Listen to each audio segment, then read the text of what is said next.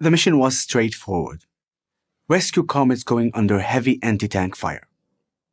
But now the sun was up, and our cover was blown. We were totally exposed. I felt a heavy whoosh of air.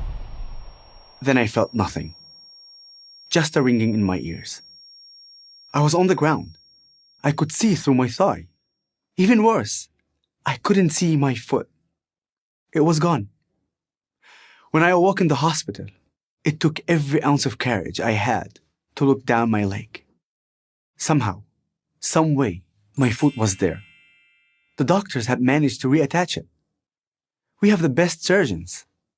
Unfortunately, they get a lot of practice at this sort of thing. That's life in Israel. That's life as an Israeli soldier.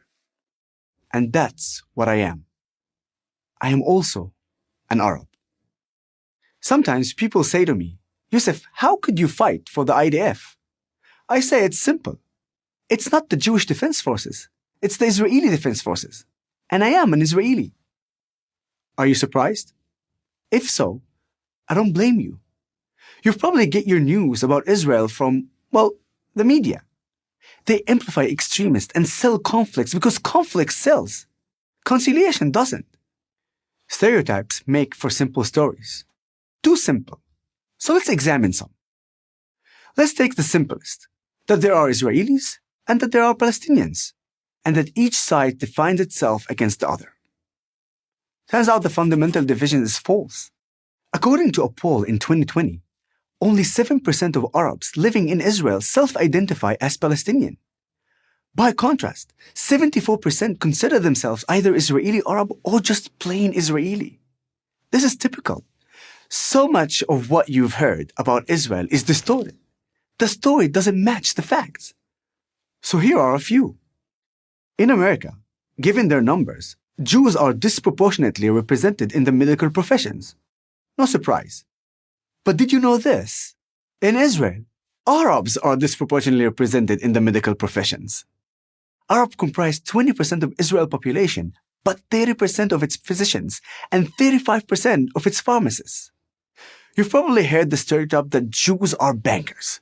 This suggests that they control things behind the scenes. So you may be surprised to learn that the head of the biggest bank in Israel is an Arab. Worse than the stereotypes are the lies. The worst lie is this: Israel is an apartheid state. In an apartheid state, some can vote and some cannot. But in Israel, Arabs don't just vote. They sometimes call the shots. In 2021, as an article in El Monitor put it, for the first time in Israel's 73-year history, Arab parliament members will likely have the final say on whether a government is formed and even who will head such a government. In an apartheid state, some get an education and some don't. But in Israel, Arab enrollment in higher education is exploding, more than doubling between 2008 and 2018. And Israeli Arab Christians actually outpace Israeli Jews in higher education degrees relative to population. You probably don't know these facts because the media prefers to demonize Israel rather than report about it fairly. That may never change, but whether or not they report it, Israel is experiencing an important generational shift. Our parents' and grandparents' generations witnessed major wars in 1948, 1967, and 1973. My generation and the generation after me haven't seen such conflicts, but we have all grown up under the shadow of terrorist violence, from suicide bombers to Hamas rocket attacks. And terrorists don't discriminate between Jews and Arabs. When you come face to face with this reality, when you have face-to-face conversations, you realize that everyone within the borders of Israel confronts the same threats.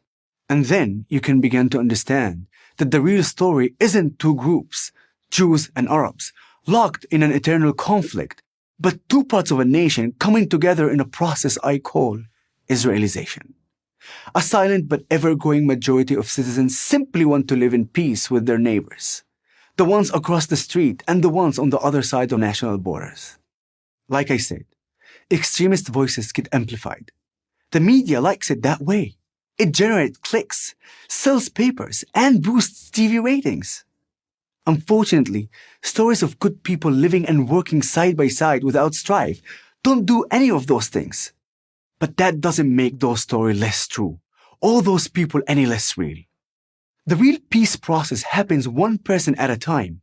With each passing year, I see that process expanding.